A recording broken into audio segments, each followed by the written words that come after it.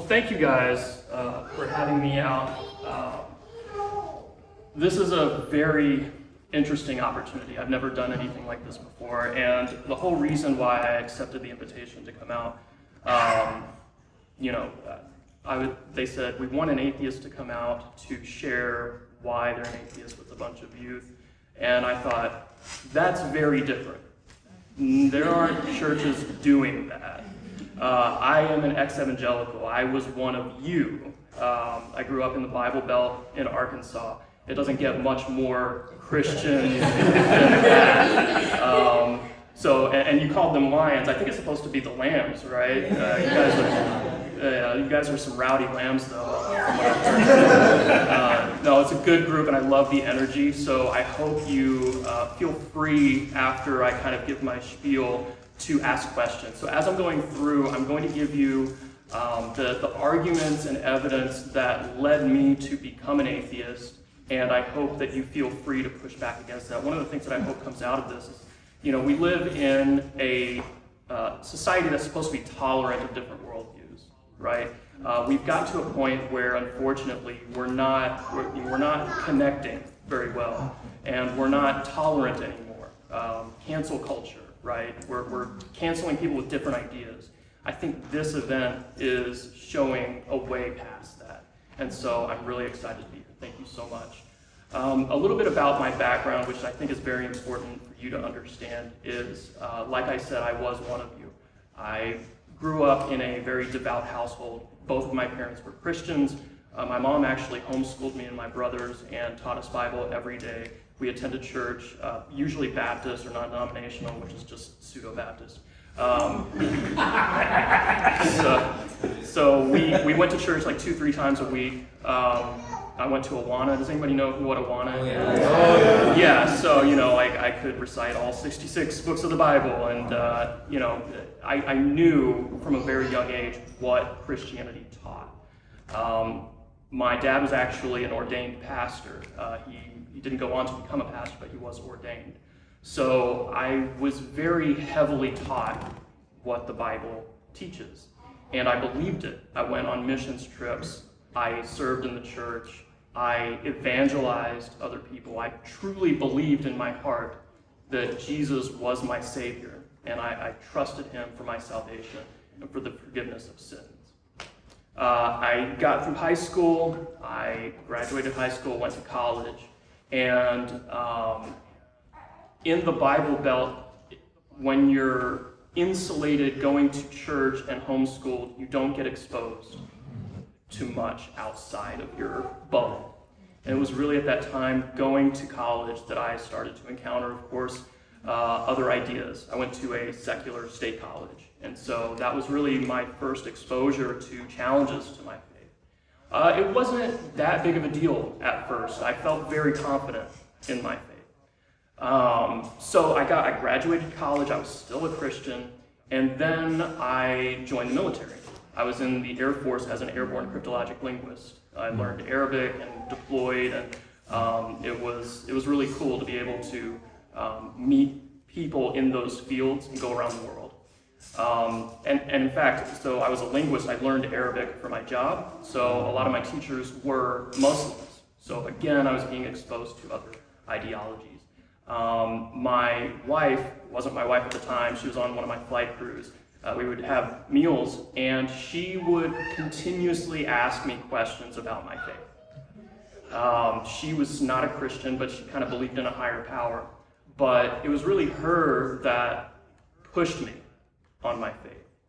And so in order to address her questions, I had to do investigation. I had to look at what are the arguments for and against. I could no longer ride the coattails of my parents' faith, which is what I had really done for a long time. So that really pushed me to find, where do I stand? And ultimately, I found that cumulatively, the evidence weighed against Christianity and even theism, or the existence of God. And so rationally, I just couldn't hold on to my Christianity anymore. So real quick, I'm going to, in this next part, kind of share all of those reasons. But real quick, just as a general poll, who in here has a confidence level in the truth of Christianity that's 95% or higher? Like you're 95 or up to 100% certain that Christianity is true.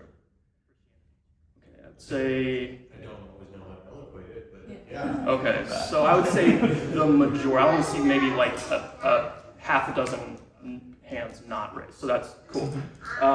Okay, so that gives me kind of a baseline of where we are. Now, as Pastor Paul said, my goal tonight is not to tear you down, right? I don't think that Christians are evil people. I caveat that with not any more evil than the rest of the general population. But no, that's not my point tonight. I would be insincere if I didn't say that I am seeking to deconvert you, because I do believe that our goal as a society, as a race, a human race, is to believe as many true things as possible and to not believe as many false things as possible. And I think we can all agree that that's a really good goal. Yeah. Right? So that's kind of what led my investigation. I wanted to believe as many true things as possible and reject as many false beliefs as possible. And at one point, I just thought that Christianity was one of those things that I couldn't rationally hold on to anymore. So I had to jettison it. So I'm going to kind of go backwards from specific beliefs down to general beliefs. So first I'm going to talk about the arguments and evidence against Christianity specifically, right? Because that's a more specific belief. And just because Christianity is false doesn't mean that God doesn't exist. So first, Christianity. The first thing is that I don't think that someone has to show that the whole Bible is false in order to say that Christianity is false. So I don't know if you guys have Bibles handy or anything, but I've got a lot of things that you might want to look up. But 1 Corinthians 15, what does it say is the foundation of the Christian faith? Anybody? Death, burial, and resurrection of Jesus Christ. Right. So it says, if Christ has not been raised, your faith is what? In vain. Vain. Right? So the foundation of Christianity is the resurrection of Jesus. So if there was no historical resurrection of Jesus, there's no Christianity. Right? So that seems like a direct line. Like if I want to know whether or not Christianity is true, I need to start there. A lot of problems with that, though. Number one, the earliest documents for the resurrection are decades after the events that they record. Okay? I don't know if you've met, like people who are unreliable storytellers, but if they're telling you a story about something that happened decades ago, it's really hard to believe that everything that they say is accurate. Okay? Christian scholars will admit that these documents were written down decades after the events that they're relating. Okay? So this isn't just non-Christians who are saying that, this is Christians. Okay? The second thing is that the earliest documents are uniformly written by Jesus' followers.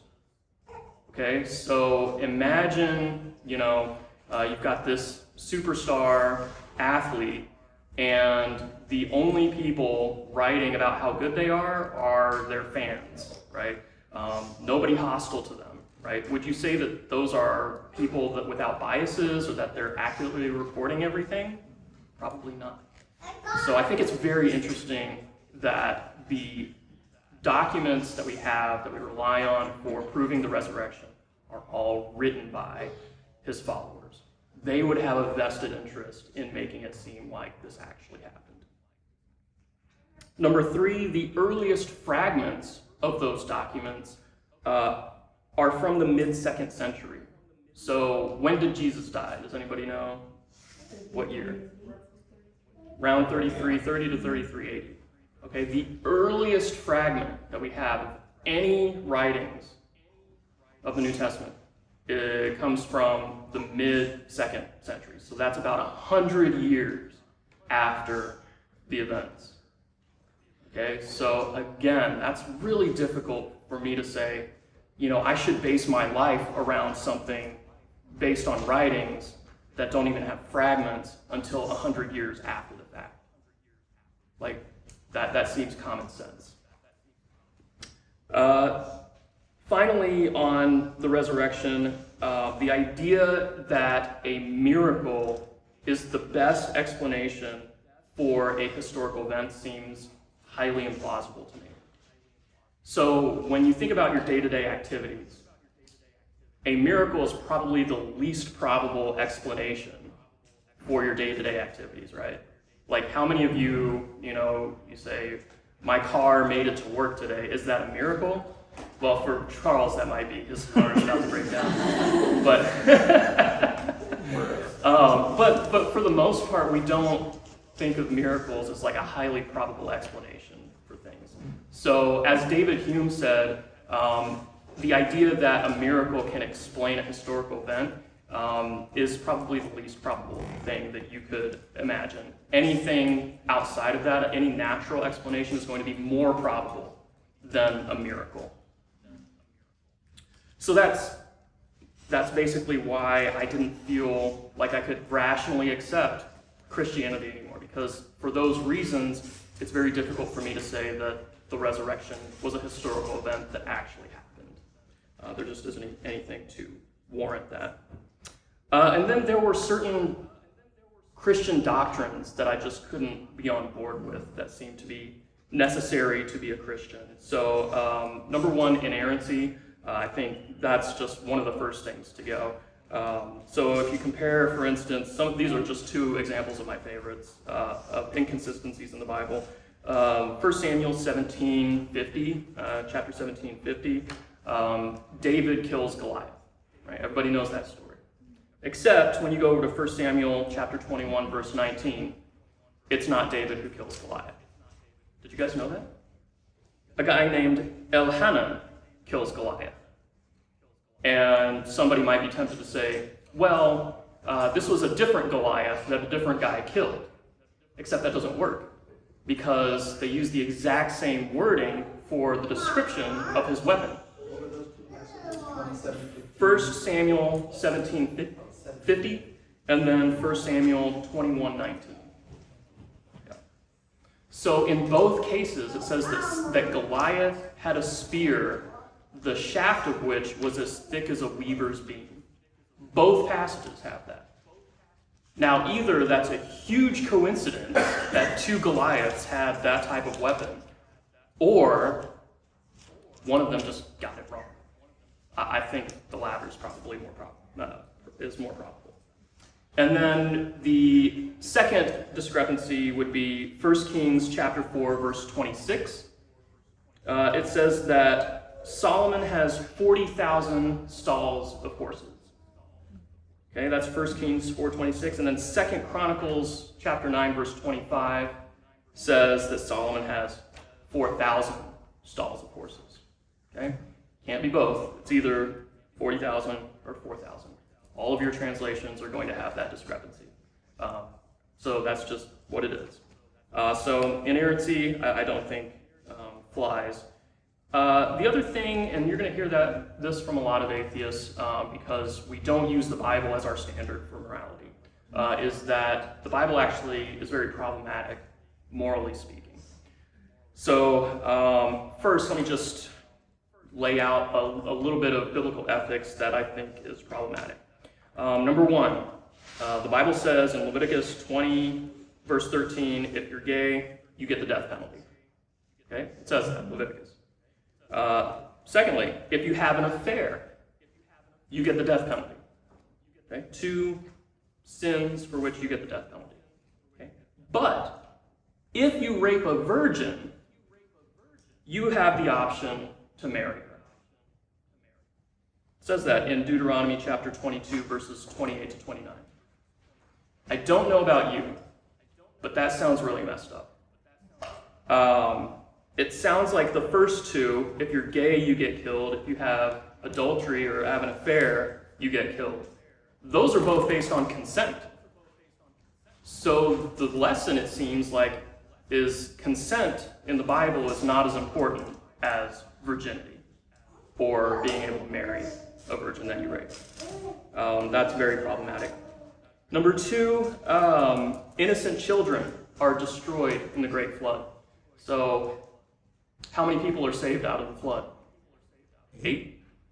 Out of how many thousands, hundreds of thousands, and millions of people, right? And, I mean, we have to assume that there are small children in there. They didn't deserve to die, right? I think we can all agree that innocent people should not be killed for the sins of others. Another problematic issue is Psalm 137:9. This is a so-called imprecatory psalm. Have you guys heard of those before? Yeah, so it just says, "Happy is the one who seizes your infants and dashes them against the rocks." I don't think I need to explain that. That's really sick and messed up. Another problem for me, personally, this was big because my family immigrated from Laos, is that belief in Jesus is necessary for salvation, right? We read that in Jesus' own words in John chapter 3, verse 18. So belief in Jesus is necessary for salvation, but some people never hear about Jesus. And they're condemned, right? Jesus says if they do not believe, then they are condemned already. So imagine, like I have an 8-year-old daughter. Imagine I put on earmuffs on her and lead her to her room, and then I go back out into some corner of the house and whisper, "If you don't flush the toilet 10 times, then you can't have dinner."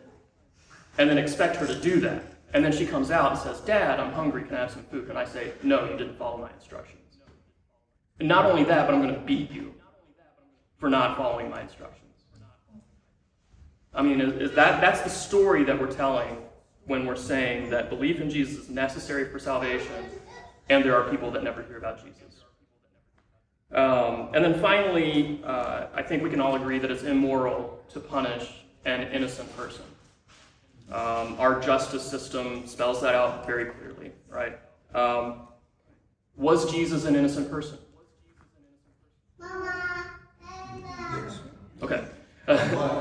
Yeah, so Jesus was an innocent person punished, right, the Bible says, for our sins. So that would be an example of an innocent person being punished for the sins of other people, which I think is clearly problematic. There are other issues with the nature of God. For instance, God has supposedly planned everything out, down to the smallest detail, right? It says not a bird falls and God doesn't know about it, right? He's numbered the hairs on your head. He knows the beginning and the end. He's eternal, right? He's planned everything out. But several times in the Bible, he actually repents of things that he's decided to do. He regrets things that he's done. So for instance, in Genesis chapter 6, verses 5 to 7, it says that God regrets creating humans because they've become so wicked, and he plans to wipe them out with the flood. That doesn't sound like a God who knew in advance that humanity would be as wicked as it is. So that's problematic. Finally, the fact or the claim that Jesus is God. That to me was also problematic. I mean, you expect God to be omniscient, omnipotent, omnipresent. Jesus wasn't any of those things. He said that the mustard seed is the smallest of all the seeds. We know that it's not the smallest of all the seeds. That's Mark chapter 4, verse 31. Jesus also doesn't know the day or the hour of the second coming. Matthew chapter 24, verse 36. How can an omniscient God not know something? Doesn't make any sense. And then finally, if Jesus is God, then why does Jesus say that the Father is the only true God? He literally says that, the only true God. John chapter 17, verse 3. So I had been taught all my life that Jesus is God, that God is a Trinity, one being, 3 persons. And then I started reading the Bible for myself and just couldn't hold on to that anymore. So all of those are issues that I had with Christianity. And like I said, Like I said, just because I don't think Christianity is true doesn't mean necessarily that God doesn't exist, right? There are other conceptions of God. Muslims believe in God, Hindus believe in God, on and on. So maybe it was one of those religions. But the more I studied it, the more I discovered that there are really good arguments against even the existence of any God. So number one was a problem of definition. Nobody could give me a good definition for God. And if we're going to use God as an explanation for reality, for the fundamental reality that exists, then we need to know what we're talking about. But even within Christianity, you get different conceptions of God, right? So how can I say that God exists if I don't even know what that means? It's a meaningless phrase if you can't define what God is. So the problem of definition. Number two, the problem of inexplicable existence. So there's a well-known principle in philosophy that says that everything that exists has an explanation of its existence. Okay, that seems right. Like, we don't find things out in nature and just say, well, it just exists, there's no explanation, right? That would be a science stopper, an investigation stopper. But we tend to do that with God. God doesn't have an explanation for his existence. He just exists. And we're supposed to believe that. Well, for me, that was not acceptable. I think the principle of sufficient reason holds. I think everything does have an explanation for its existence. And if God is supposed to be something that doesn't have an explanation of its existence, then that's good reason to reject it. The problem of evil is well known. Has anybody heard of the problem of evil? Okay, kind of. Okay, so the basic idea is that if an all-good, all-powerful God exists, then he could create a world without any evil. So why is there evil? It seems like he would prefer that type of world. So that's kind of an age-old question, and there are a lot of different Christian and non-Christian philosophers that have spilled a lot of ink on that. I don't think there's a logical problem of evil and an evidential problem of evil. I lean more towards the evidential. Like, even if you could give reasons why God might allow evil to exist, I think the amount and type of evil in the world makes it improbable that there is a God. The problem of divine hiddenness, why don't more non-Christians experience the presence of God? If he wants them to be in a relationship with him, then why wouldn't he manifest himself more to them? There are billions and billions of people. How many Christians are there in the world? There's like 2 billion Christians out of how many people in the world? 7, close to 8 now? Okay, he's doing a really poor job of revealing himself if, less than a quarter or around a quarter of people are Christians. And I think most of you would say even that number of Christians is probably kind of high, right? Probably not all of them are true Christians. So there's this idea that there are people who would give their lives to God if he would manifest himself to them, but he doesn't. So that gives us good reason to think that maybe he just doesn't exist, right? At least the conception of God that everybody is giving us from Christianity, from major world religions. There's the issue that was really impactful to me of the God of the gaps.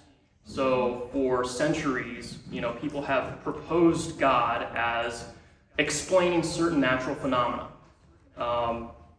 Thor is the god of, right. Poseidon is the god of, right. So we have all of these gods attached to natural phenomena, and as we've learned more as human beings, our knowledge has grown, the amount of real estate that these gods occupy becomes smaller and smaller. And so the trend is that maybe we just eventually don't need gods at all to explain natural phenomena.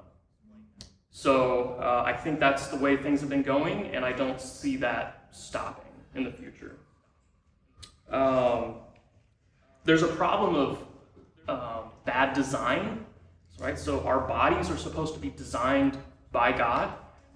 If so, it's a really bad design, and it indicates some type of error. Hundreds of thousands of people die every year from choking to death. Just eating, choking, and dying. Why? Because the pipe that we breathe out of is connected to the pipe where our food and drink go down. And they're separated by a tiny valve, and sometimes the valve doesn't work right. And so that seems like, why? Why would God design that way? I think it's more probable that he didn't design our bodies, and we're just a product of evolution, and therefore, you're not going to see design because we weren't designed. These two are, the next two questions, or the next two issues are, to me, what sealed the deal as far as God not existing. Number one, the problem of divine foreknowledge and human freedom. So God is supposed to know all things, including every single detail about the future. If we are to be responsible for our behavior, then it shouldn't be the case that we're caused to do what we do, right? Our whole legal system is set up on the premise that we're not caused by outside forces to do what we do. But if God has knowledge about the future and he's infallible, then there is no option for me to do other than what I do.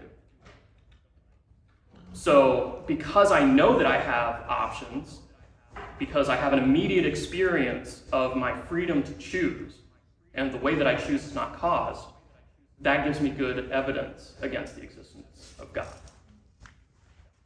And finally, this is my favorite argument ever, because it's just something that once I thought of it, I was like, yeah, that makes sense, okay. So the Christian and the theist in general believes that God created all things other than himself, right?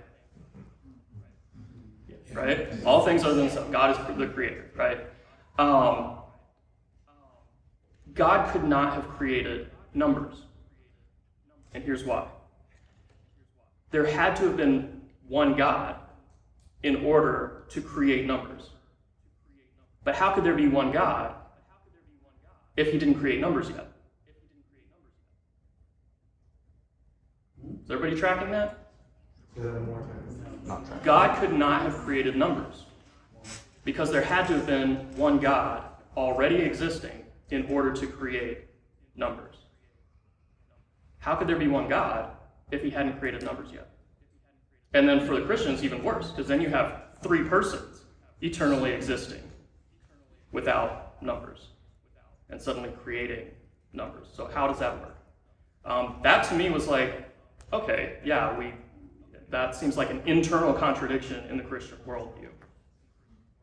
So I gave you a lot there, but hopefully you can see that for me it wasn't a rash decision. I didn't go into this like, I'm going to latch onto this one thing and that's it. It was, man, I've got all these issues. What am I going to do with it? And in the end, I had to be true to myself and say, I just can't rationally, like on balance, Christianity isn't rational. The belief in the existence of God is not rational. And so that was really hard. Like I said in the beginning, my family was devoutly Christian. And I knew that my coming out as an atheist would crush my parents. It would crush them. And I don't want to do that to them. But I also knew that I couldn't live as if I was a Christian anymore. That would be disingenuous. It would hurt me internally. So eventually I did come out to them, and it was rough. Obviously, there were a lot of hurt feelings.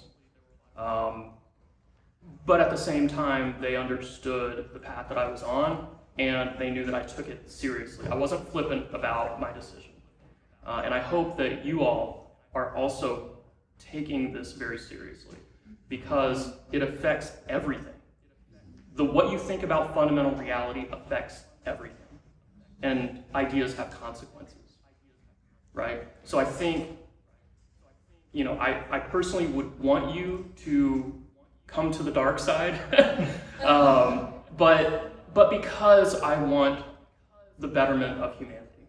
I think that when we all discard superstitions and false ideas, then we can get on with the business of progress and working towards the flourishing of humanity. So that's what I hope comes out of this tonight. And honestly, that, again, thank you guys for bringing me out, because I think it's so important that we build bridges of dialogue between Christians and atheists and other ideologies as well. So maybe, next month you can bring in a Muslim or something, I don't know. We've done Have you really? Yeah. Cool, I'll have to pick your that. And brain. Buddhist. Yeah? Anyone you can think of. I've got to write an article about this church or something. You guys are like a diamond in the rough out here doing really cool work. Just So. about. No. Ouch. I know, sorry. Okay, I'm going to stop there with my story and just open it up for questions from you guys. So, yeah. Oh, no, I really appreciate how you laid stuff out. It made, it was very concise and I appreciated that. When you're bringing up the thing about numbers, Yeah. just something that popped into my head, and I don't know if I can phrase it well, but does something have to have a name in order to exist and to be true? Like, did our idea of numbers, we've got a name for it, but before there was the name numbers, it existed. Like, it didn't pop into existence when we decided that there were numbers. Because Okay, even if there was no number, or no name for it, yeah, you would still say that there was one God, even when there was no name for it, right? I mean, that was still true. and so I guess what I'm asking is, does something have to, from the way that I see it, it is true that God is one, but that doesn't mean that He created being one. It's true, and so like saying that before we knew how to explain what earthquakes were and like gauge how bad each one is, and before we had a name, doesn't mean that it didn't happen and that there wasn't a phenomenon that was earthquakes. But I have a hard time understanding how, and maybe this is just where I'm at right now, how because one thing is true, it means that it had to be, I don't know. What is your name again? I'm sorry. And Annie. Yeah. It sounds a little like you may have overcomplicated it. Really, just the basic idea is that God is supposed to be the creator of all things, and that there are numbers, but He couldn't have created the numbers because He had to already exist as one God in order to create numbers. Right? It's called a bootstrapping problem. and I guess with that, then if you're arguing it more along, I was on a different. Oh, okay. Because we say a lot of other things about God too, like He is love and He's mercy. Yeah. And, He's a jealous God. There's a lot of stuff we say about God. Does He have to, in order to be those things, does He have to create them? Like, in order. Well, that's what Christians say. In order for me to be something, do I have to create a brand new thing for me to be, or can I just exist? Well, so the Christians are the ones saying that God created all things other than Himself. So number one is not Himself. It's a different thing. Same thing with the property of omnipotence. It isn't God, but He has it. It's a property. So there's another bootstrapping problem there. How can God create omnipotence when He already has to have power in order to create the property? So that's, again, reason for me to say, well, maybe the concept of God is just logically incoherent. Maybe because of the way you're defining God and the way and the certain claims you're making about Him that don't go together, maybe that's good evidence that He doesn't exist. Okay, go ahead. What's your name? Jesse. Jesse, good to meet you. So I had a question, so God never existed, and logic is therefore not bound because he doesn't exist.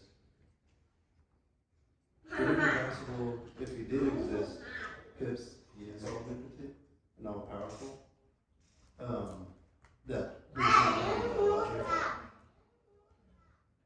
So if God is not bound by logic, then he can both exist and not exist at the same time. Is that what you want to claim? Yeah. Is that? Are you guys on board with that? God can exist and not exist? Well, what I'm asking is so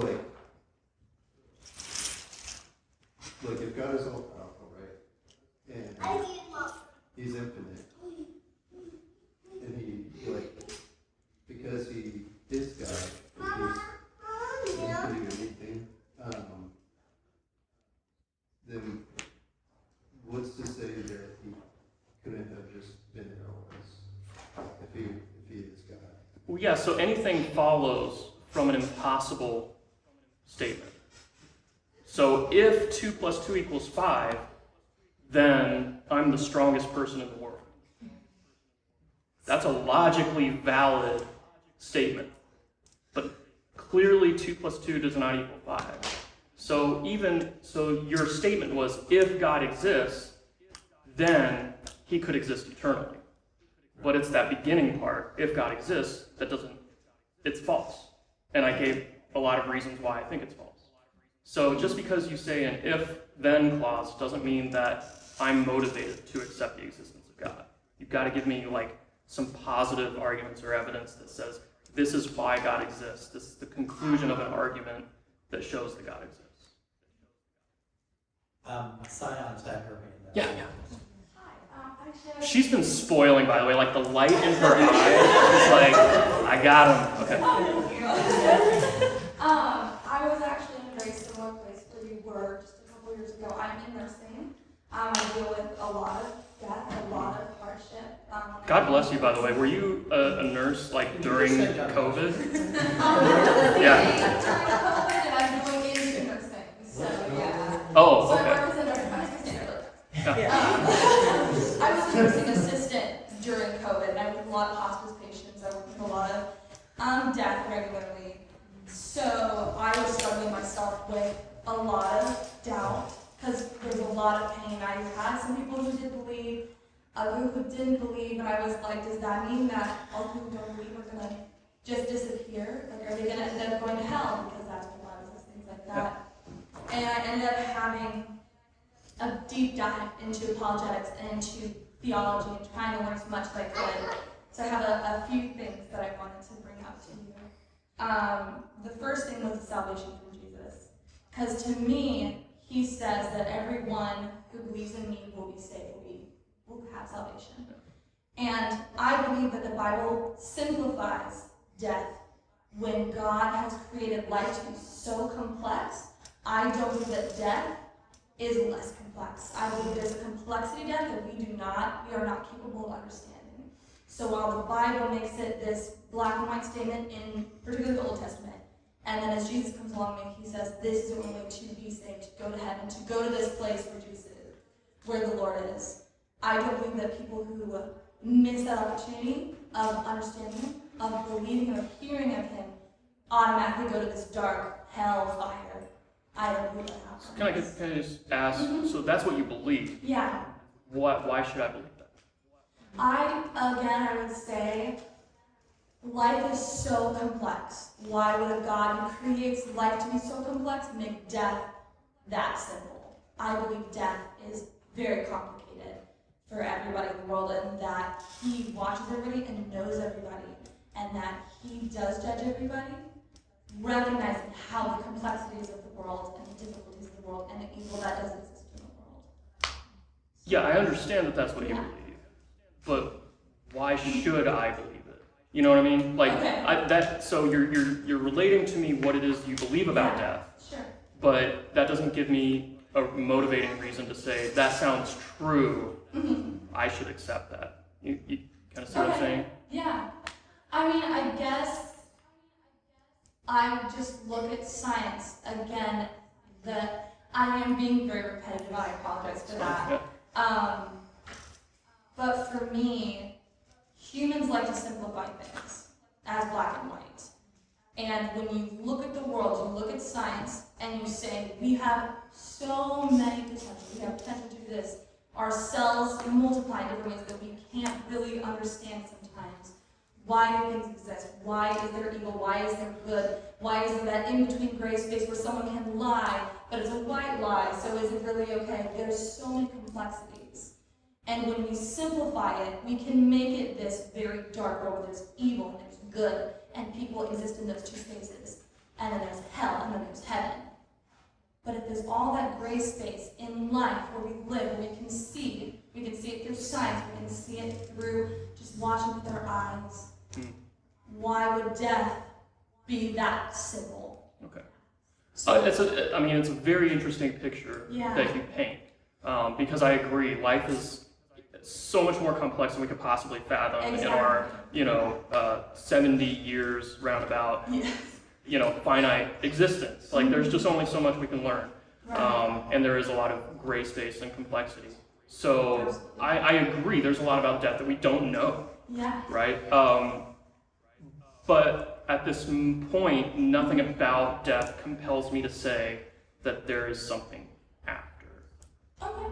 I just don't see that. But that's not to say that I'm not open to being shown that. It's just from my studies and from what I've seen, my experiences, I'm not there. No, it is more of a theological sense of it, but it's also that scientific standpoint of witnessing anatomy and chemistry, and again, complexity in the smallest things that make me believe that death is not black and white, even as the Bible states in some cases. So that would be my case for that. And thank you once again for your work in nursing. That is so needed. Yeah, it's a tough job, but it is a job that I find to be so worth it. It is so hard in so many ways, but I'm able to be there for people where they can't be there for themselves, and I am so grateful to have that ability to do that. So I'm excited. Can you give me the other points like afterwards? Because we need to get to other people. Yeah, if you don't mind. All right, thank you. Yeah, what's your name? I'm Jason. Jason. Good. So there were 2 points you said that are like the nails in the coffin for you. And the first one had to do with God knowing all things and then judging us, even if He knows. So It's not just that He judges us. It's that if God knows all things, then there's no possibility for us to be truly responsible for our behavior, because we have no option to do otherwise. Well, I guess my question is, if God exists out of time and looks at time, like say that there's a timeline where people have free will, make their choices, and He's just watching, He sees that played out like how we might look at a table. Mm-hmm. I don't see how that therefore means either God is causing us to that to happen, or that if He just sees the end all of things, that means that we still didn't make those choices. I don't see how that helps. It's just changing the topography of the argument. Because what happens is God is outside of time. He's looking at this table, and He still knows that I will do this, because I'm in time. So He knows that, which means He's infallible. That means that's necessarily going to happen. I don't have any option to do anything else because I can't prove God wrong. So it's the same thing to me, if God is timeless or in time. Well, my question isn't so much how does God make out time changing, it's that I guess why does that, if that's the reality, why does that make us why does that, and I might be using the wrong words, but why does that mean it almost sounds like you're saying, well, if that's the timeline, we can't do anything else. Right. But yet, it also seems that that's the Do you think we can do other than what God knows we'll do? Well, but more of my point is that if we have free will, I mean, there are Christian sects that don't say we have free will, but assuming we do, we still make those choices. And I guess if God knows what we're going to do, why does that mean we don't have the freedom to do otherwise? So kind of back to what he was saying over here, if God exists, then something follows, right? So what you're saying is if we have free will, then certain things follow. Yeah. But that's false if God has infallible foreknowledge of what we will do. We cannot choose other than what we choose.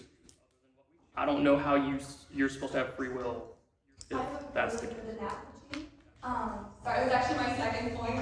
I already spoke. She is so gung-ho. I'm sorry, my friend actually, we were discussing this exact point a few months ago, and she came with this really brilliant analogy that we are existing in a choose your own adventure book, where God has this book of our life. We can read every single word. He knows exactly what we're going to do. He knows the options that we have. But as we go through, we're able to choose where we go in that story. And so we have infinite possibilities within this book that he knows back to front. He knows every single word of it. But we're able to navigate it and choose which path to take. I think on the Christian story, though, that analogy fails because God is actually the one making your choices for you, right? He's the one that created you to choose the way that he knows you will choose. That kind of illustrates more my point, is that if God just looks at time and sees what we will do, why does that mean he is making us do that? Because it sounds like there's this thing that if God, it sounds like, I mean, this is the hyper-simplified version, I might be getting it wrong, but it sounds like the idea is if God already knows what we're going to do, somehow that means he's making us do it. And I guess I don't understand how that's the case. So do we have any option to do anything other than what God knows? Him knowing what we'll do, I don't think is the same as him causing us to. I agree. Okay. I think it's a problem with tense, because we're using tense like what we will do, what we won't do. If God's outside of time, he was and is to come. The tense is there. It's like if you have a friend and he knows that you, like, given a certain choice of options, you will choose to, I don't know, like you'll have there's 3 kinds of salads and you hate the other 2, you're gonna pick the third one. Mm-hmm.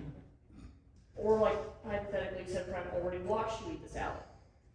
His knowing about your salad preferences, and the fact that you ate a salad, does not mean that he chose the salad for you.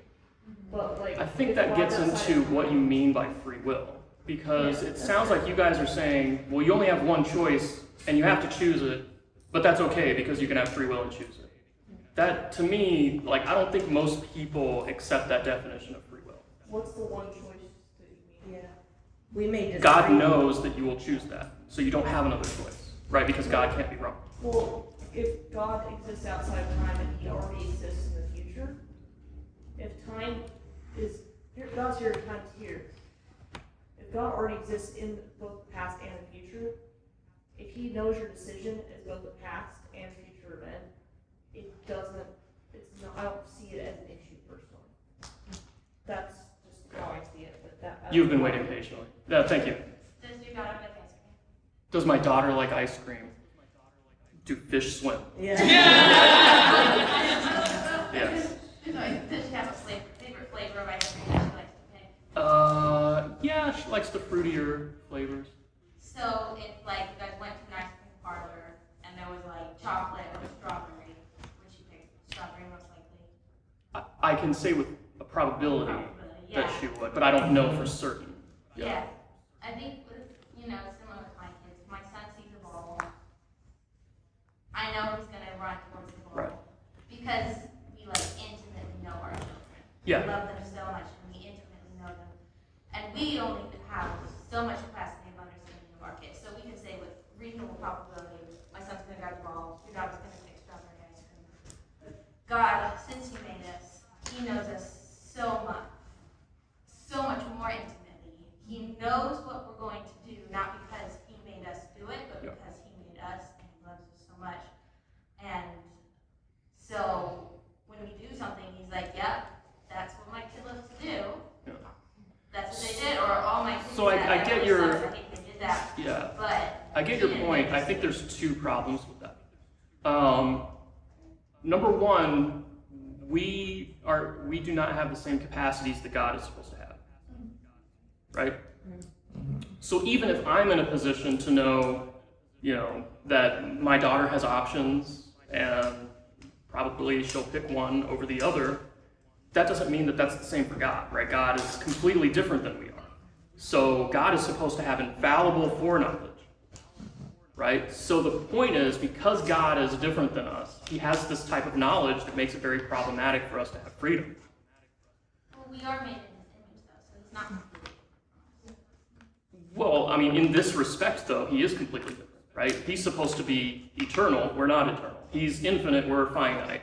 He knows everything infallibly. We do not, right? So there are certain ways in which God is different that I think makes it illogical to believe in him, in the existence of God. So that's why I think, so that was the first problem. The first problem was that God is different, and therefore his knowledge makes it unable to be squared with our having free will and therefore human responsibility. The second thing is God is supposed to know what we will choose before we even exist. But there is no fact of the matter about how we will choose prior to our existence. There's nothing to ground that knowledge. So how can God know? Right? How can God know about something that we will choose if we're not there to choose it? But he already knows every child that that's going to be born. That's the claim. Yeah. So there's not really a time where he doesn't know us. I think So if you look it up, this is called the grounding problem of God's knowledge. The idea that there are certain things that God is supposed to know that he can't know because there's nothing to ground the truth of those things. Yeah. I am getting a little bit confused because I feel like we're talking a lot about, well, the Bible says this is who God is, like God is infallible, which I would agree with. But then as soon as we talk about, the Bible also talks about how God is outside of time. Are we, in the ways that we are describing God, are we only going by what the Bible says and what Christians are supposed to be believing, or are we also saying, well, part of the thing that I was just hearing is we're talking about how God being infallible means that it overrides other aspects of his character. Well, I feel like it doesn't override, they all work together. Like his being outside of time, like I guess what I'm asking is, where in the Bible does it say that God's infallible knowledge of the future overrides our free will that he has said that he has given us? Because if we're talking about what the Bible says to be true in the frames of this conversation, I'm really curious, do you know verses and stuff that says like and you will do what I say because I'm making you do it? Because I've never encountered anything in all of the Okay. The first thing is I don't think the Bible teaches that God is outside of time.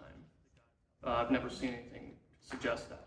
The second thing is that I don't think the Bible teaches that we have free will. It says that God hardened Pharaoh's heart.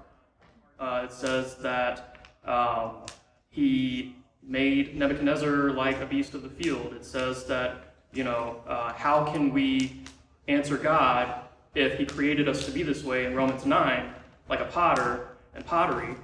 And what is Paul's response? Who are you to answer back to God about the way that you were designed and the choices that you create? So that to me is suggestive of some type of determinism rather than free will. I don't know. Okay, I'm going to take a couple more and then we'll switch. What's your name? Nehemiah. Nehemiah. Good biblical name. So I got here late, but so do you believe in evolution then, or? For the most part, yeah. I think there's a problem with traditional understandings, like most scientists think that there needs to be an update to Darwinian evolution. So I'm not sold on what's been given, but I think something in that ballpark and a modification will turn out to be true. So for the most part. Yeah. What are your thoughts about people and just like having morals, like based off of evolution?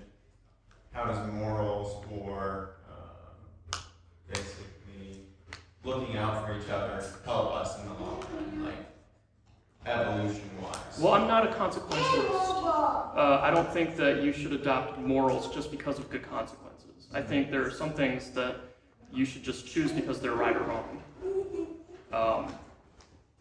Yeah.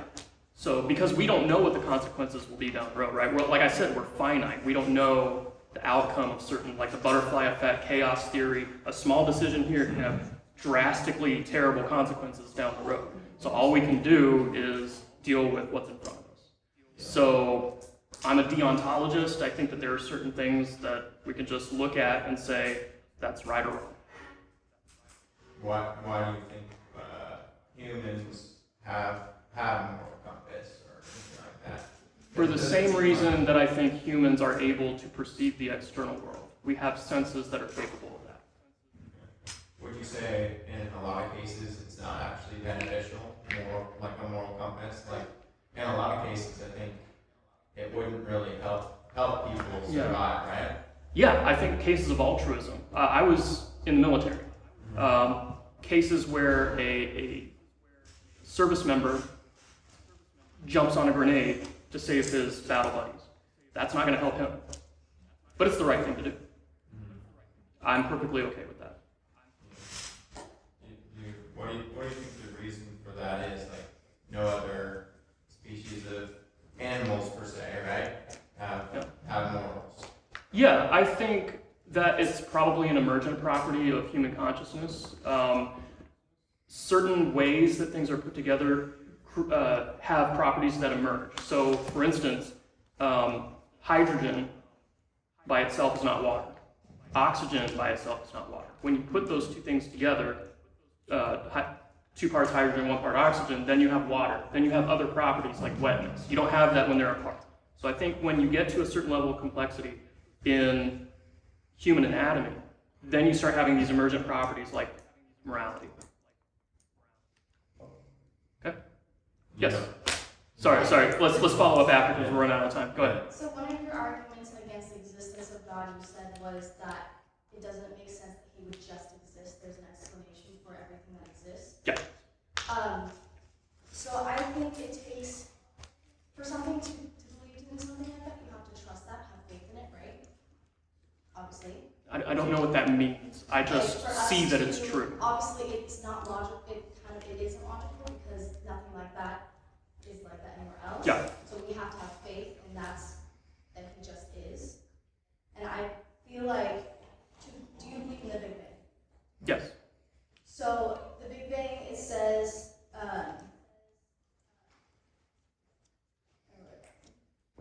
the universe began as a tiny dense fireball that exploded. Yeah. Okay. So. Well, I wouldn't even say began, because began indicates a first moment. Yeah. We know that the expansion of the universe had a beginning, but before that we don't know what was going on. Yeah. It could have existed infinitely in the past, and then just suddenly spring. Equally as much faith to believe in as a God that began that. Isn't like a fireball at some point in existence that exploded, like where doesn't it take faith to believe that just existed? Nothing created that, just was and always was. Like black matter just always is. Well, no, I mean I'm open, so like I want to go where the evidence takes me.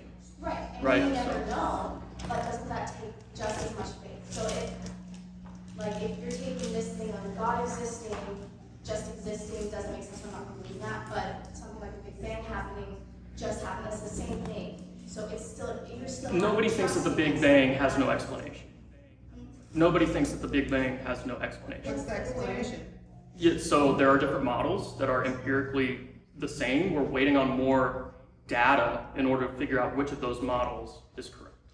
Right. So we're in a process of figuring that out. So, but I'm okay with saying I don't know right now. Yeah, but so. But that doesn't mean that God exists, Yeah. right? If I'm talking about God of the gaps, I'm not just going to say, well, God did it, just because I don't have a good explanation right now. Yeah, but I guess one of the reasons that I have so much assurance Mhm. in God, or the beginning, or that we're created. Like if you look at DNA, like it's literally code. Like how do you evolve code? Like over every living thing. Well, people call it code. But it's exactly perfectly matched. And if one thing is off, it doesn't work. Yeah. So like how So- could it have evolved over billions of years? How could we have not died? Everything would just died off. If it was completely random with zero purpose, how could it have gotten to this point? Yeah, well, I mean, that's what evolution explains, right? We have billions of years of resources and mutation and natural selection on top of some other synthesis involved. Trial and error, right? It's just over and over. A lot has died since the beginning of life, right? It's not like nothing has died. Lots of extinction events. So, Go back as far as possible, get to a point where something had to have just existed, right? So like what the fireball that exploded. However, like at some point you have to go so far back to why we're here. I don't understand why that has to be something that has an existence that's inexplicable, though. I feel like it questions your argument against God of like he can't exist because he can't just have, it doesn't make sense. But that takes just as much faith to believe in something like the Big Bang, right? So whatever you're choosing is like machine, you just have to have faith in that thing, whichever you choose. Okay, let's take that offline and we'll discuss that a No, little this is more. good. This is exactly what I want. Oh. I'm feeling like we need to pay for you to stay in this. I live in Vegas. It's so hot. I would take it. Carlos. I thought your numbers argument was really interesting. Could you just reiterate that one more time? Yes, if God created all things, then he could not have created numbers because one God had to exist in order to create anything. So one already existed, which means he didn't create numbers. Okay. How would you say numbers exist? Where do numbers That's the exist? Christian claim, right? The Christian claim is God created all things other than himself. So I'm just going off of what Christians say. Okay. This is an internal argument. So I'm stepping into the Christian shoes and saying this doesn't make sense, stepping back out. Okay? Would a better word for instead of numbers would be value? Well, I wasn't quite done. So, sorry. Jared, Go ahead. Sorry. I'll step out with you if that's all right. Okay. So, is there a cosmic one somewhere that was created by some means? Like there's a cosmic one or a cosmic two or a cosmic three. Like where does one, the number, exist? I don't think the numbers exist. Okay. Do they exist? Not as physical objects. I mean, like we think, like we conceptualize. Quantification, right? We number things. There's one phone, there's one TV, whatever. But I don't think that numbers exist. So, yeah. So they kind of exist in our minds then. Like that's their only place of existence. Like one, the concept of one. Yeah, I would say humans have constructed numbers as helpful in quantification. Okay. Would you say they exist metaphysically? Does one No. one or two exist metaphysically? No. Why not particularly? Because I'm a naturalist. I don't think that anything other than the physical exists. Okay, let me think about that. Okay. I think his was the, okay. You've been waiting, so Yeah. okay. So if the natural is all that exists, would you say that the physics and chemistry that are physics and chemistry are all that are really at play in causing things? Well, Natural forces. There is no supernatural. There are only natural forces at work that cause. by definition, yeah. Okay. If that's true, then would it fall? Then if that's true, then I'll say, for example, physics, brain chemistry. The reason that we do things, would it not be because it's not actually really rational? It's just naturalistic deterministic, right? It's deterministic. Things will just happen. There's no rhyme or reason behind anything. No, because that assumes determinism. Okay, so Because there are interpretations of quantum physics that are indeterministic. So we don't have to have determinism. okay. So you study those? Yeah. Okay. Have you heard of Schrödinger? I have heard of Schrödinger. Yeah, the cat is both dead and alive. Yeah, that's indeterministic. Yeah. Okay. The other thing I was going to say is the problem with divine foreknowledge, human freedom, you keep defining as if God knows it, therefore it must happen. I think that's you're just flipping it around. It's very simple. It's these things, you're saying that the knowledge causes the action, whereas it's just, you could simply put, the action informs the knowledge. That's all you need to say. So, beings that don't exist make choices that impact God's knowledge. The future actions, God knows the future actions, and they impact. He has knowledge of the future actions. Okay, but we do not exist in order to make the choices and impact God's knowledge. I don't think do we have to exist? Okay, so are you saying that we have to exist?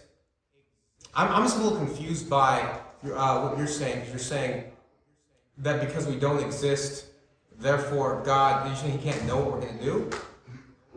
Right, yeah, because there's nothing to ground the truth of that claim. Like, if you know, in a deterministic system, the angle that a pool ball goes off, right, you can calculate where it's going to be in the future. That's fine. But you're talking about free will, indeterministic events. How can God know the truth about what we will choose if He's infallible? Is it possible that God knows all possible events that could happen in any particular way? But it's not just possible, it's 100% certain. Which is, okay, are you familiar with the arguments of what's called God's middle knowledge? I've heard of that, remind me. So middle knowledge would be, as far as I understand, is that God knows all possible counterfactuals, which are things that possibly could have every possible outcome of every possible scenario. Okay. Okay, and if God knows all these things, is it not possible that He could ordain a world in which these things, ordain a world where these creatures, knowing what they'll freely choose, He ordains that world, so that it's both He knows it, without acting, He doesn't causally determine them. He shows the world in which He knows what they will all freely choose. Okay, so if this is what you're saying, are you saying that God, using this concept, could create creatures that had multiple options, and God knows what they will choose infallibly, so that they could have chosen another option? Yes, exactly. How could that be if God infallibly knows what they're going to choose, that they could choose another option? It doesn't seem like that option is open. Well, infallibly knows. So if He knows, given different circumstances, what they would choose in every individual circumstance. Well, how is that? I think that's certainly possible. You think that's not possible? I guess I'm just not following, because it just seems like extra steps to, you have one option and you can choose it freely. That doesn't sound like free will to me. All right, I have to end there. Okay, Because, sure. Yeah, okay. Because we now only have 27 minutes. Yeah. All right, well, that was really cool. I think we're going to end so that we can kind of have more discussion afterwards. Oh, yeah, let me do a quick poll. So everybody, at the beginning, I asked you what your confidence level was in the truth of Christianity. We only had like a half dozen that said, less than 95%. Show of hands, is that still the same number for you guys? Who's 95%, 100%? Okay, still, did anybody change a little bit? Okay, one. Okay. So I'm still solid in my faith. Yeah. I appreciate you providing perspective for me to consider, to wrestle with. So wherever you were, you would say maybe you're a little bit lower on the confidence scale. I still trust my God. I Okay. still have Okay. a strong faith. Do I have a as strong of an argument against these perspectives that I may never consider. And that's the whole reason I'm here, is for you to consider, right? Hopefully I've comported myself well. I've tried not to personally attack everyone. I've tried to give dispassionate arguments for my position, so. No, I appreciate you being here. Okay, did you have something? Yeah, no, I definitely was a little bit lower, but not because what you necessarily said was true, but I felt like the whole time, all of you guys argued in circles. Neither of you really changed anybody else's mind. And while that was always going to happen, because you are firm on your beliefs and we are firm on our beliefs, that's just the way it is. Even if you won every single argument, there's a good chance that none of us will change our minds. Yeah. Just as is. As human beings, we don't often change our minds based on arguments and evidence, But right? It's like a bias. as is, neither parties, in my opinion, really actually made a valid point to their argument. They never actually. You didn't think my points were valid? No, I don't. You didn't think our points were valid? No, I don't. Because neither of you could wholeheartedly argue the other person without your argument having some sort of hole that you would try to cover up. Okay. That's a claim. I would be interested to see you back that up at some point. But sure, I'm open to the possibility that my arguments have holes. Like I said, this is a cumulative case. Not all the arguments have the same amount of strength for me. But I think the ones that I put forward lean me heavily in the direction that the balance on the scales is in favor of Christianity being false and God not existing. Yeah, Can I ask you just one personal question? Yes. All arguments aside, you said one of the hardest things was to share with your parents. But how has your shift in your belief, how has that affected how you live? It is different. It's much different because I do wish that God existed. Because I think that if God did exist, then you could have an eternity without any pain or suffering. You could be with loved ones who have died. You have all these things. You can be forgiven for the wrong that you've done, right? Unfortunately, since God doesn't exist, the things that I've done wrong are in the past and they're lost forever. And there's no way that I can atone for that. There just is nothing there. So the best I can do moving forward is seek to do better, seek to make better decisions, seek to leave the world a better place for my children and their children and so on. That's the best that I can do. So what you're saying motivates you to that is actually the concept there is no eternal life, that you turn to compost when you die.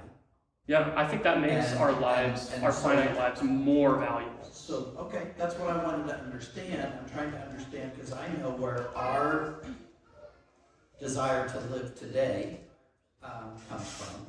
And, there's a hope of not just today, but eternity. So I always wanted to ask an atheist, well then, if you believe that there is no life after death, how does that motivate you to live the life that you're choosing to live now? And I've never had anybody say that, honestly. I'm just telling you that most atheists that I have met and talked with actually take an opposite approach, James, and that is, if I only have one life to live, I'm going to live it with all debauchery and pleasure, and I'm going to do what I want to do for me. So I almost question whether you really have abandoned your beliefs. I think I have. Because of what you're professing to value about leaving this life a better place and making a positive impact in it.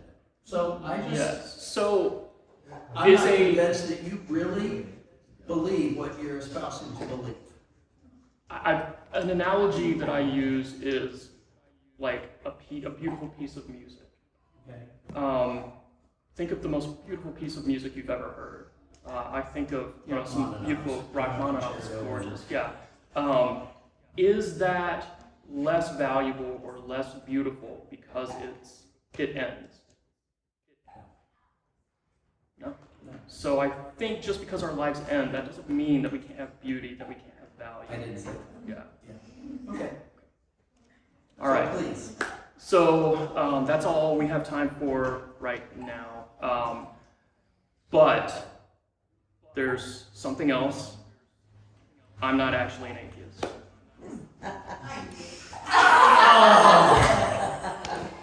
I am a Christian. My name is not James Martell. My name is Tyson James. Martell is my son's middle name. I own a Christian consulting firm in Las Vegas. You can look it up. It's called Sound Faith Consulting. I work for one of the most prominent Christian apologists in the world. His name is William Lane Craig. He has debated pretty much every big-name atheist out there. Tonight was all about helping you guys see your need for development, to encourage you to stay strong in your faith, and to hopefully give you an idea of what you might come up against in the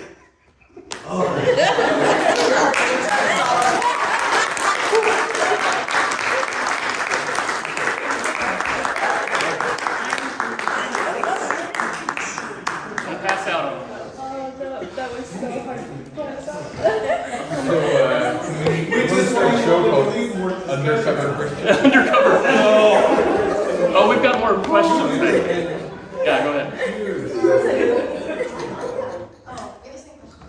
I recently just came from a 2-week summit ministry. Do you know about summit ministry? Summit, yeah. Very good friend. Huh? Met Jeff Myers and Ryan Paul. Yeah. Do you Yeah. know him? Yeah. I was with his family for Oh man. Yeah.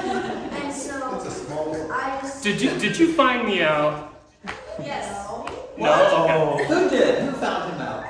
I mean, You knew? the second he started talking, I was really skeptical. I was like, he's Okay. not really How many people thought I was a Christian? How many people, honestly now, how many of you thought he was a Christian? Well, I've met him before, so I actually. Not Knew. So okay, for the vast majority, like 99%, it was convincing. Okay. That's all. That's So what's funny is I had an atheist friend who he would always ask me for prompts of conversation topics because he wanted to talk philosophy all the time. And one day he asked me for a prompt, and I said, okay, let's do a devil's advocate debate. I will defend atheism, you defend Christianity. And so online we had this drawn out debate, and it was fantastic. And at the end he said, I do have to admit, you defended atheism way better than I defended Christianity. And I said, that's the goal. We should be able to represent our ideological opponents as good, if not better than they represent us, right? Because that means we understand them. That means we're able to accurately represent them rather than straw manning them and mischaracterizing them, right? Yeah, go ahead. Do you have like a list of all the points you made? I do. Can we have them? Yes.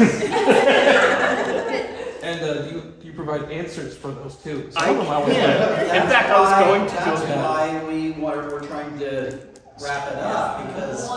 I wanted, and I ask your forgiveness for deceiving you, but part of this was not just to hear an atheist defend his belief so convincingly, but then to turn it around and say, okay, how would we, and what ways should we answer those questions? But I also have to say, you guys were not shaking in your boots. I am actually I don't know what you've experienced in other groups, but they were not quiet. They were not afraid to step in and ask questions. There was not a moment where you guys weren't asking questions. So that tells me that you're eager, you want to learn, okay? But some of you have work to do. I'm going to be honest. I was in the military. I'm not going to sugarcoat things. You guys are in like barely inside boot camp, okay? you're going to need some resources, you're going to need some learning. There's a lot that we can do to ramp you up. I guarantee you, I could give you resources to get you to a point where you answer 99% of what atheists will throw at you within a year. Okay? And that's knowledge that you can carry with you for the rest of your life. May I also encourage us too, they say the best way to know counterfeit money is to know the real thing backward and forward. And so I would also say that we can get lost in the weeds trying to figure out all the arguments that would be coming against us, and it can feel really overwhelming. How would I ever know what to say to answer this, that, and the other?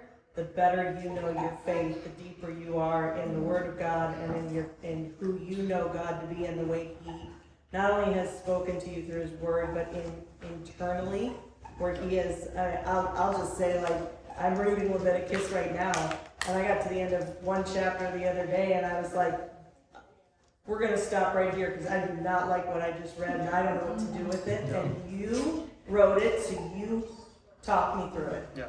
And I didn't even expect him to answer, and he did. Yeah. And so there's some place where we have to recognize that the more grounded you are in what you know to be true, the better off you're going to be in the long run.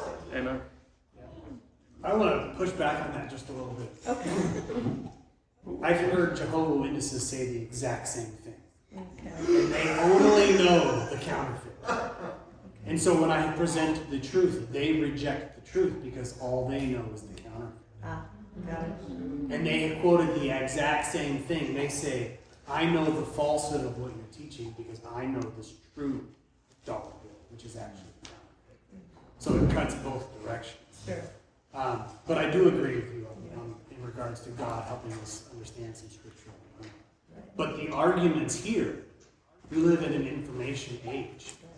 And Christians are sorely lacking. They're like in day 2 of boot camp. Right. What does God say? He says, my people perish for lack of knowledge. That's real. That's today. Well, and to that point, your scenario of being raised in a bubble and then going outside and that's part of what this group exists for, is to say, let's not live in a bubble. Yeah. Let's operate in a place where we engage. I've got to say, so in my story, my wife was part of my deconversion story. It's actually the opposite. So she was asking me questions, and eventually she got to a point where I'd answered so many of her questions, she couldn't come up with any more. So she was like, how do I know if I'm a Christian? And so I led her to Christ, and she credits our conversations. So, and then we got married. So I like to say it was a flirt to convert situation.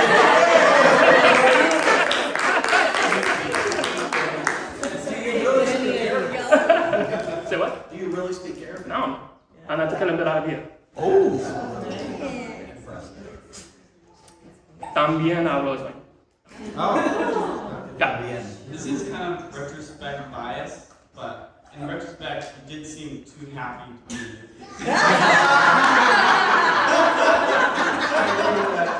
I seem too happy to be there. Yeah, too happy.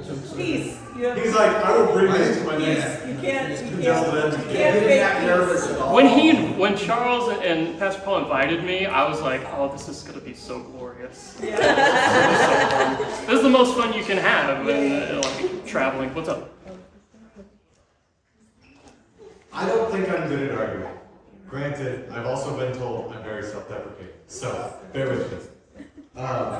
You wholeheartedly admitted there is too much for us to know / learn, and too many things to fully understand in just this finite life. Yes. Which then provided me the opportunity to be like, have you considered Isaiah 55:8-9? For my thoughts are not your thoughts, neither are your ways my ways, declares the Lord. As the heavens are higher than the earth, so are my ways higher than yours, and my thoughts higher than your thoughts. So as an atheist, I would say, yes. Remember, I was the ex-evangelical who read the entire Bible, who knew all 66 books of the Bible, who had read that particular verse and said, why should I believe that's true? So you're going to have to do more than just quote the Bible at me. I need a reason to believe that it's true. And I know I will never know everything, is this claim you essentially make. So let me give you a quick argument for the truth of that passage. Are you ready? Write this down. Okay? Everything that God says or teaches is true, by definition, right? Right. Okay? If Jesus rose from the dead, then he vindicates his claims to be God, because Jesus did claim to be God through his teaching and behavior. Okay? Jesus did rise from the dead. We can prove that historically via the historical argument for the resurrection. Therefore, Jesus is God. Therefore, whatever Jesus teaches is true. Okay? Are you following the logic here? Yeah. Okay. How does Jesus teach or treat the Old Testament?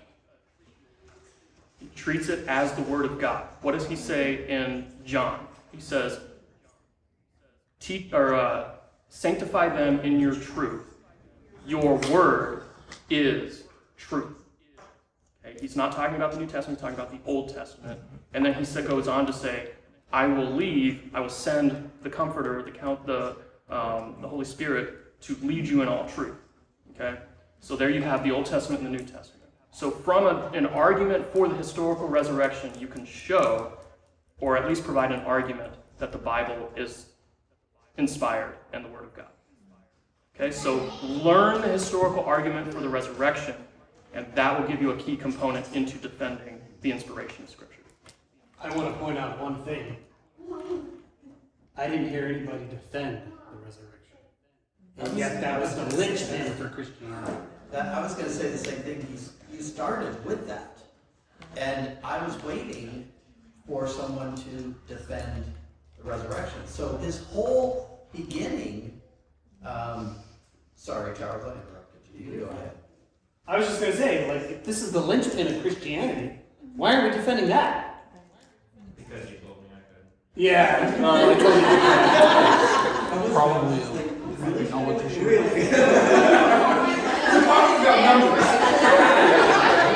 All right. Yes.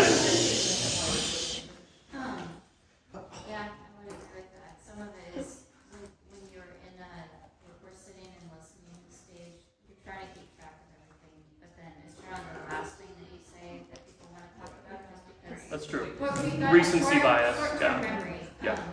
But one of the things that I wanted to ask, I've learned some of these arguments in the past, and I don't know the names for them. And I know that a lot of the time in debates that I've seen, all of these arguments and logic things, they seem to carry more weight when people are referencing the names instead of just using them themselves in the conversation. Yeah. Because I've in stuff that I've heard, it seems like atheists put more weight in this logical argument or this theory, as opposed to if you're saying this is like. So, what would you suggest if I'm just wanting to remember the names? How do you tie those together? Because I really struggle with that, honestly. Yeah. The atheist arguments? This is like This is like sports, okay? Yes. Okay. Tiger Woods, Michael Jordan, Roger Federer, best at what they do, right? Even they had to practice all the time until it became muscle memory, right? Boom, boom, boom, boom. It has to be the same for us. And unless we're drilling ourselves, then we're not going to hide it in our hearts, right? It's not going to stick. That's why evangelism is so important. Why does God say, Jesus say, go preach the gospel to every living creature? He doesn't say just, random people over here in a third world country. He says every living creature. Why? Because we need practice.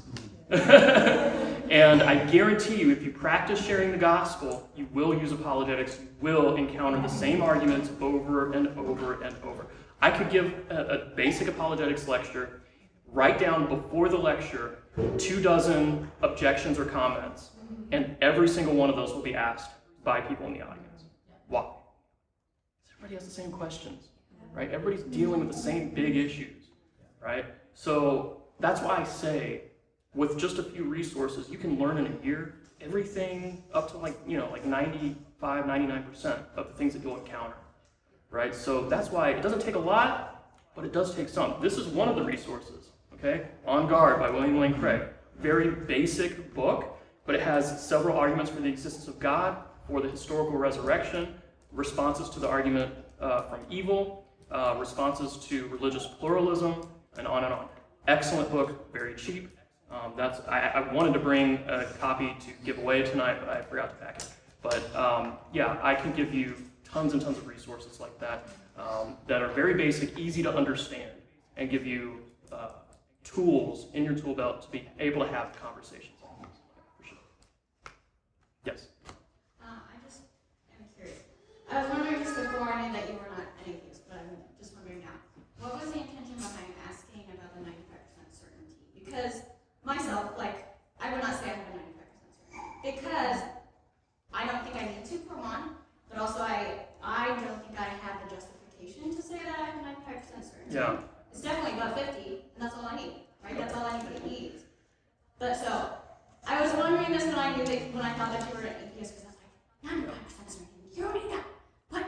It's like making us feel bad because we don't have a 95% certainty. Yeah, that's a great observation. So the reason I did that was because I wanted to turn the mirror on you guys. I wanted you to do self-reflection. Where are you in your capacity to have these conversations? So asking that question automatically gets you thinking, what do I know? How am I handling these things? Am I getting nervous or upset? What is my spirit like in this moment talking to an atheist? Right? Those are serious questions that we have to wrestle with. If we are, and the thing is, there are actual atheists that go out and do this sort of thing. They will ask that question, and then by the end of the conversation, you'll see the Christian answer much lower. It's called street epistemology. Just look it up. People will go out and do basically atheist evangelism. And they'll just ask a bunch of why questions until, like a little kid. Why, until you don't know anything anymore. Like nothing is nothing, and everything is nothing, and I don't know, right? So, yeah, the point of that is just to make sure that we're doing some self-reflection during this time and figuring out where can we be stronger, what is our confidence level, are we being honest with ourselves, and do we see room for improvement, and are we willing to take that step? That makes sense. As I was thinking about it, I think it's a good indicator, those surveys, right, before and after, it's a good indicator of are we being honest with ourselves? Yeah. Of how much we know and of how certain we should be because of how much we know. Right. Yeah. I think some of us too tend to have a little higher certainty than is warranted, right? Because we talk ourselves up, like, no, I got this, let's go. Well, I was asked by an atheist, so of course I'm going to say yeah, we don't like to admit our weaknesses, right? But that's part of the Christian walk, is learning how to be vulnerable with ourselves, learning to be honest, because God knows it all. He knows whether or not we're bluffing. And if we're bluffing ourselves in this particular area, it's going to have very serious consequences in our conversations that are where we're trying to share the gospel, right? You've had your hand up. Yeah. I was not ready to cry, so I'm really glad that you saw me. Oh. Yeah, I have no hope, and then you're so you're pretty much just gonna die, and I was like, this is horrible. Anyways, I'm not gonna cry, but I will say, it was almost an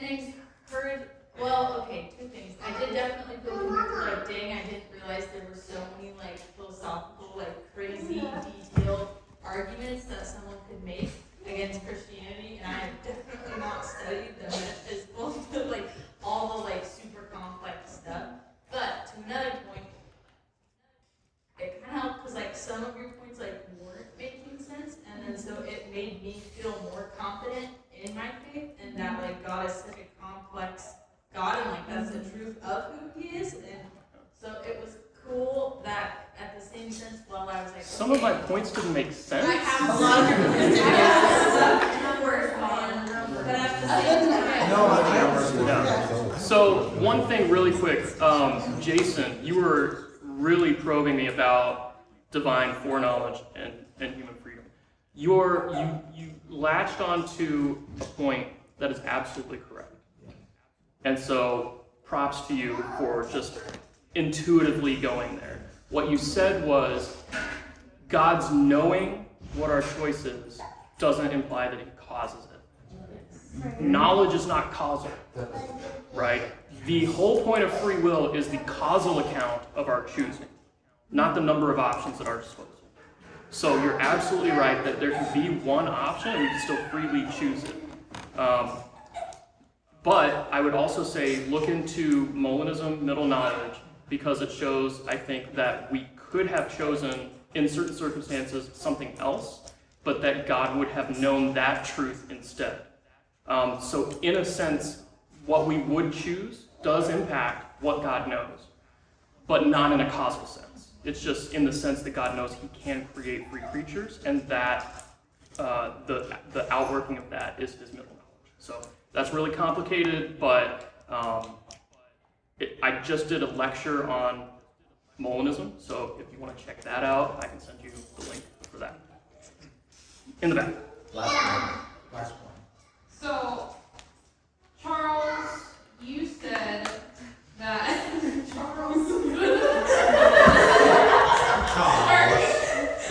You said that none of us made the argument for Jesus' resurrection, which,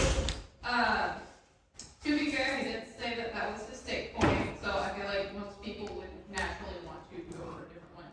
But for me personally, I didn't answer that question because he stated sources, or stated claims that were, they were claims that I didn't fully understand, like, the context of.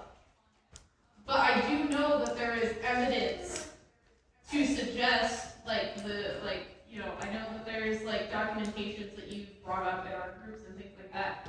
And I know that, just because, like, it was his disciples doesn't mean that, like, they would, like, actually lie about those kinds of things because they died for him. If you wanted to, like, make a claim about something, like, you wouldn't die for it just for, I want to believe that this is true. Can I just really quick respond to that? So I listed 4 points. The first 3 points had to do with the documents, right? I said that they were written late, decades after the events, that they were written by his disciples, right? They were uniformly, earliest ones were written by his disciples, and that the earliest fragment we have comes from the middle of the 2nd century. All of that is true. Yeah. And all of that is irrelevant because we can still make a very strong historical case for the resurrection based on historiographical method. Okay? So that's still, it doesn't affect the historical argument. The fourth thing I said was that miracles are the least probable explanation for a historical event or any event. That's actually false. Because what that argument is based on is an incorrect understanding of probability theory. So you can't discount a miracle just because it's a supernatural hypothesis. You have to look at all of the evidence and assess whether or not it's more probable that that evidence would exist if the miracle didn't happen. So probability theory can help us show that a miracle can actually be a probable event based on the evidence. But so my big question is like, I've been shown this information before, and I'm not like, perfect or anything, but if I've been shown this information, I understand the argument, but yeah, I couldn't, I had no way of, fighting against your claims. What would you suggest about that? Because you can give somebody the historical evidence, but how do you help them argue that? Yeah, so part of that is your Christian witness. Okay, the way that there are 2 components here. It's the information and the way the information is conveyed. If I was rude and attacking your character, you would be less inclined to listen to what I say, right? I might have really good information, but you're not going to listen to me because of my attitude. But if I'm treating you with gentleness and respect like I should, then you're going to be more willing to listen to me. So the way that we are conveying that information is super important to whether or not the person that we're talking to is going to hear us. That means being dispassionate. That means taking out our tendency to overreact or be prideful or BS our way through something when we don't actually know it, right? We need to be honest, and we need to be loving towards the people that we're interacting with, and that will go a long way toward allowing them to hear what we have to say. But like you said, it takes repetition, it takes practice. And don't worry about, if you can't respond to these things immediately. It takes time. But know that I gave you all of that tonight. I'm still a Christian. I still think that there are good answers to those. Every single thing that I said tonight, there's really good answers to those. I'm going to give those all to you. I don't have time to go through all of them now because you guys asked so many great questions. But I will put them all in the document and send the link to these guys, and they will give you the link. Two quick things. First of all, thank you.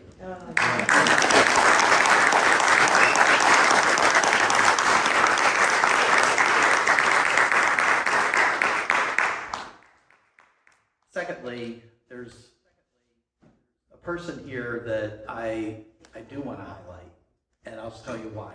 Olivia, where is she? She left. No? She went to the bathroom. Did you hear what she said when all was said and done? Why did she want to cry?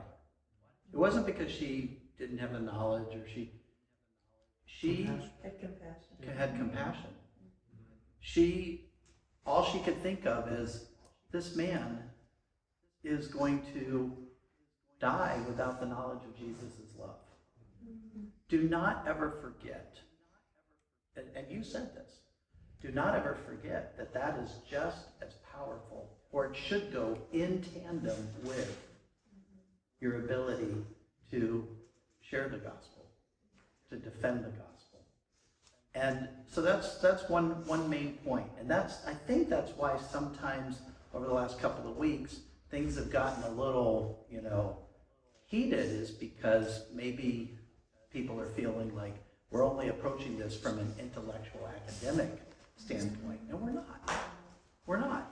Your personal testimony and your love and compassion for that individual, it has to be there too.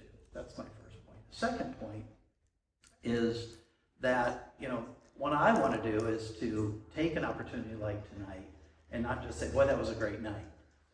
So I commit to you that Charles and Tyson, I refused to say his name because I was afraid I'd slip. I think that what we will do is, I want to have some conversation about, okay, where do we go from here? Where do we go from here? What are the tools? What are the resources? What are the links? Knowing that each of you are in a different place. Some of you are just like, oh my gosh, I want to dive into this, Scion, I'm just like, come on, bring it, and others are like, maybe I'm not there yet, and that's okay. But this, I said 2 points, but this kind of goes with the second point. This is why, despite people saying, I don't want to do the apologetics, can't we get back to, this is why we chose to do this, right here. Because we are called to reach every people group with the gospel of Jesus Christ. So this is not a playground. We can have fun, but it's not a playground. It's a boot camp. And we need each other.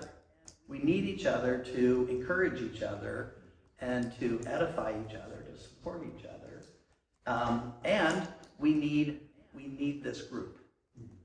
We need this group. I know there are some that through this study have said, you know what, I'll come back when we just do a Bible study, or when we come back and do this. I don't think that this is necessarily the group where we'll continue to, take, let's hire you for a year and go through your training. But I do think that we need to provide pathways for those of you who do want to pursue this, like Carlos and Sergey and Andrew and others. So all I'm saying is I would ask you this week, you all have my email, and if you don't, if you're new, It's on the website, The Well, at lighthousehome.org. I guess you could just use that one, The Well at lighthousehome.org. I'd love to hear your feedback. Please chime in, or post it on the Facebook page. Get the dialogue going again on the Facebook page. What did you learn? What was helpful? What do you want as a follow-up? So you definitely gave us a wonderful, I love the format.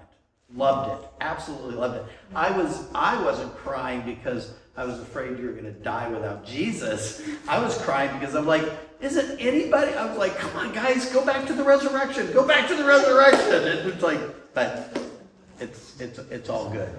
So thank you very much again. We appreciate it. My favorite part was when you said God bless you. Yeah. I know.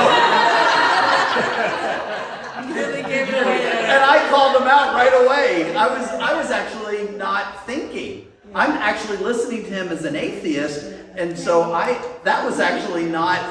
That was part of how I would act with an atheist. Like he says, God bless you forever. Did you just say God bless you? I'm from Arkansas. You could be completely